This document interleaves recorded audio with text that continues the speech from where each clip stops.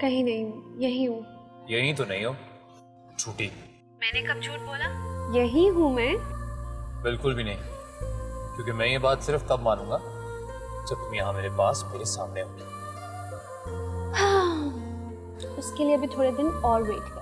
अल्लाह पाक हिदायत उन्हें देता है जो हिदायत तलब करते हैं, फिर चाहे वो कितना ही गुनहगार और अल्लाह से दूर क्यों ना हो। वो जब दिल में अल्लाह का कुर्ब और उसकी रजा हासिल करने का इरादा करता है तो अल्लाह उसकी उंगली पकड़कर अपनी रहमत तले ले आता है। और ऐसा ही कुछ साबिक अदाकारा सनम चौधरी के साथ भी हुआ, जिन्होंने अपने करियर के अरूज पर अचानक शोबिस से किनारा कशी इख्तियार करने का ऐलान कर दिया। उनके मद्दाह हैरान थे कि आखिर उन्होंने ऐसा क्यों किया। इस हवाले से सनम चौधरी एक अरसे तक खामोश रहीं, लेकिन बिलाखिर उन्होंने मद्दाहों के उन सवालात का न सिर्फ जवाब दिया बल्कि इंडस्ट्री से अल्लाह की तरफ वापस लौटने वाली ऐसी कहानी सुनाई जिसे सुनकर बिलाशुबा आंखें नम हो जाएं। वो कहानी हम आपको सुनाएंगे आज की इस वीडियो में।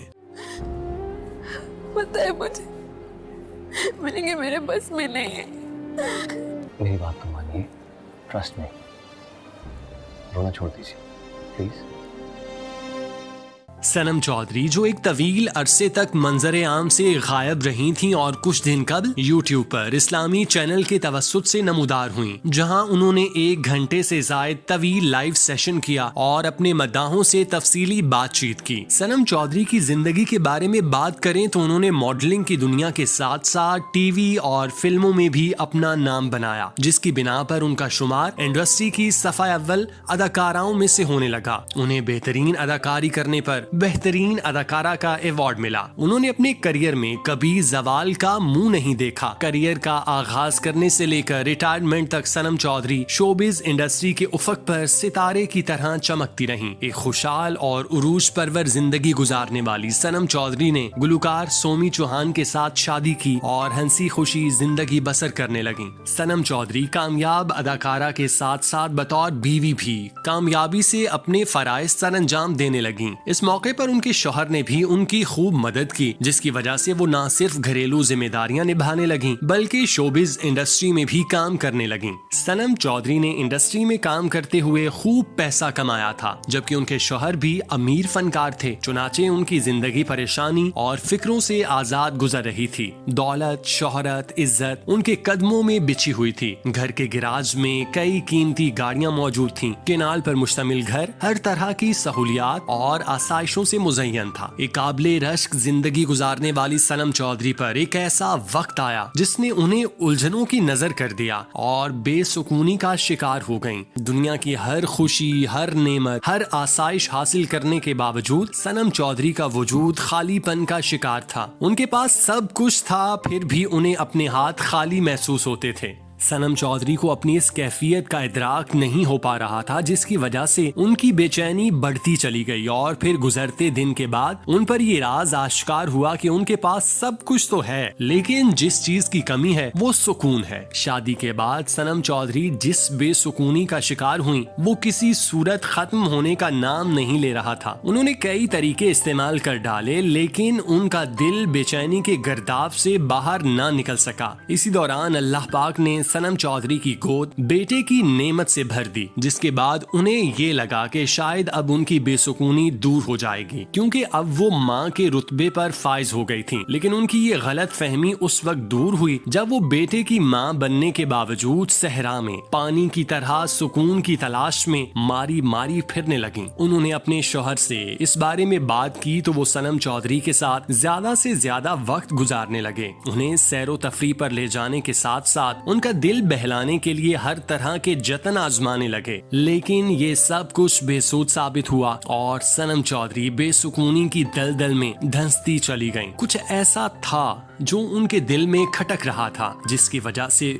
उन्हें किसी तौर चैन नहीं मिल रहा था। वक्त का पहिया चलते चलते सनम चौधरी को इस नहज तक ले आया कि उन्हें बेसुकूनी की वजह से नदामत का एहसास होने लगा और वो अपने आप से सवाल करने लगी कि मुझे अल्लाह पाक ने हर नेमत से नवाजा है, किसी तरह की मोहताजी नहीं। एक पुरशिकवा जिंदगी गुजारने के बावजूद मुझे सुकून मुयस्सर नहीं। इस सूरत हाल की वजह से सनम चौधरी की सेहत पर मनफी असरात पड़ रहे थे। नींद की कमी और बेख्वाबी की वजह से उनके मिजाज में चिड़चिड़ापन पैदा हो रहा था। वो अपना ज्यादातर वक्त घर की चार दीवारी में गुजारने को तरजीह देती और हर वक्त अपने दिल की बेचैनी का सबब तलाश करती थीं। सनम चौधरी को जब महसूस हुआ कि ये बेचैनी उनकी सेहत के साथ साथ जाती जिंदगी को भी रोन डालेगी तो उन्होंने इस मसले का हल तलाश करने के लिए हाथ पांव मारना शुरू किए। उन्होंने अपना मसला करीबी लोगों के सामने रखा और उनसे तजावीज मांगी। चूंकि वो शोबे से ताल्लुक रखती थीं, चुनाचे उन्होंने किसी मौलवी या आलम से मदद लेना गवारा नहीं किया, बल्कि अपने हल्का अहबाब के साथ मुशावरत करने को तरजीह दी। अपने आप को फिट रखने की गरज से सनम चौधरी बाकायदगी से जिम जाया करती थीं। उनके अपने ट्रेनर नजम शहराज से अच्छे ताल्लुकात थे। एक दफा उनके दिल में ये ख्याल आया कि क्यों ना अपने दिल की बेचैनी ट्रेनर के साथ शेयर की जाए। जब उन्होंने अपना मामला ट्रेनर को बताया तो उन्होंने सनम चौधरी को कुरान मजीद से रुजू करने का मशवरा दिया, जिस पर अमल करते हुए सनम चौधरी ने अल्लाह ताला की किताब को पढ़ना और सीखना शुरू कर दिया। सनम चौधरी अभी कुरान सीखने के इब्तदाई मराहिल में थीं, लेकिन ये चीज उन पर आश्कार हो चुकी थी कि दिलों का सुकून सिर्फ अल्लाह की याद में ही पोशीदा है। सनम चौधरी को जब किताबे अल्लाह पढ़ने में सुकून और लुत्फ आने लगा तो उन्होंने बाकायदा तर्जुमे के साथ पढ़ना शुरू किया ताकि ये जान सकें कि अल्लाह पाक अपनी किताब में मुसलमानों से क्या बातें कर रहा है। जब सनम चौधरी ने कुरान और हदीस तर्जुमे के साथ पढ़ा तो उनका वजूद शर्म से बहता चला गया। जब उन्होंने अल्लाह और उसके रसूल सल्लल्लाहु अलैहि वसल्लम के अहकामात पढ़े तो उन्हें अपना सरापा नाफरमान महसूस हुआ। उन्होंने अपनी जिंदगी के कई साल अल्लाह और उसके रसूल के अहकामात के खिलाफ गुजार दिए और दौलत शोहरत के नशे में चूर होकर अपने अल्लाह से इस कदर दूर हो गईं कि मुझे दोबारा से ये ख्याल नहीं आया कि मैं दोबारा अल्लाह से रुजू कर सकूं। एक तवील अरसे तक बाकायदा कुरान और हदीस की तालीम हासिल करने के बाद सनम चौधरी ने बाकायदा मुसलमान होने का इरादा किया और दीन इस्लाम पर उनकी रूह के मुताबिक मिनोआन अमल करने के लिए सरकर्दा हो गईं। सनम चौधरी ने सबसे पहले अपने इंस्टाग्राम अकाउंट से गैर जरूरी तस्वीर डिलीट की। उन्होंने अपनी प्रोफाइल पर वाज़े अल्फाज में लिखा कि वो इस्लाम सीखने के अमल में दाखिल हो चुकी हैं। इस अमल के बाद सनम चौधरी ने बाकायदा शोबिज इंडस्ट्री को छोड़ने का ऐलान किया, जिस पर उनके मद्दाहों के साथ साथ साथी अदाकार भी हैरान रह गए। इस मौके पर उन्हें तहसीन भरे कलमात के साथ साथ तनकीद के निश्तर का भी सामना रहा, लेकिन सनम चौधरी कल्बी सुकून की खातिर सब कुछ छोड़ने पर रजामंद थीं। उन्हें ना ही अपने सेलिब्रिटी होने से कोई सरोकार था और ना ही उन्हें शोबिज की रंगीनियों की कोई फिक्र थी। उनका दिल सिर्फ और सिर्फ अल्लाह और उसके रसूल की मोहब्बत से सरशार था, जिसकी वजह से वो सब कुछ कुर्बान करने के लिए तैयार हो गईं। इंडस्ट्री में इस तरह की कई मिसालें मौजूद हैं कि अदाकाराओं ने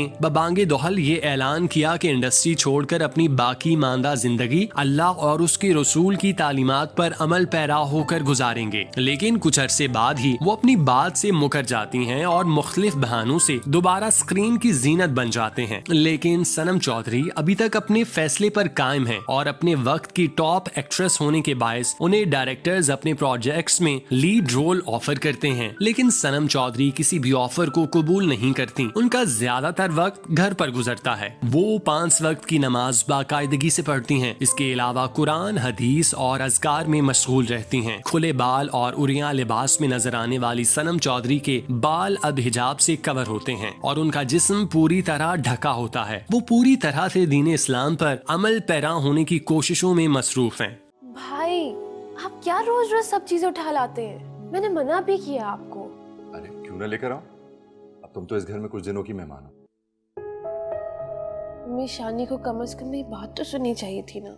सनम चौधरी ने 2013 में ड्रामों के जरिए अपना डेब्यू किया था। वो अपनी जानदार अदाकारी की बदौलत इंडस्ट्री में नाम बनाने में कामयाब हुई, जिसके बाहिस उन्हें छोटी और बड़ी स्क्रीन पर काम करने का भरपूर मौका मिला। उन्होंने अपने करियर में भरपूर अरूज देखा, हर किस्म की एंजॉयमेंट की एक काबिले रश्क जिंदगी गुजारी। लेकिन जब दिल कुर्बे इलाही से महरूम हुआ तो ये सब कुछ कांटे की तरह हलक में चुभने लगा, जिससे छुटकारा हासिल करने के लिए सनम चौधरी ने अपना ताबनाक करियर कुर्बान कुर्बान कर दिया और बदले में उन्हें जो सुकून और इत्मीनान कल मिला वो किसी भी दौलत से नहीं खरीदा जा सकता। ये तो खालिस्तन तौफीक और हिदायत का मामला है। जिस पर अल्लाह नजरे करम कर दे वो पल भर में मट्टी से सोना बन जाता है और फिर उसके सामने दुनियावी दौलत, इज्जत और शोहरत कोई वक़्त बाकी नहीं रहती और उसकी चमक दमक से बेनियाज हो जाता है। इस बारे में अल्लामा इकबाल ने भी खूब कहा है कि खीरा न कर सका मुझे जलवाए दानिशे फरहंग, सुरमा है मेरी आंख का खाके मदीना ओ नजफ। अब कहीं नहीं, यही हूँ। यही तो नहीं हो, झूठी। मैंने कब झूठ बोला? यही हूँ मैं। बिल्कुल भी नहीं, क्योंकि मैं ये बात सिर्फ तब मानूंगा जब तुम यहाँ मेरे पास मेरे सामने होगी। उसके लिए भी थोड़े दिन और वेट कर।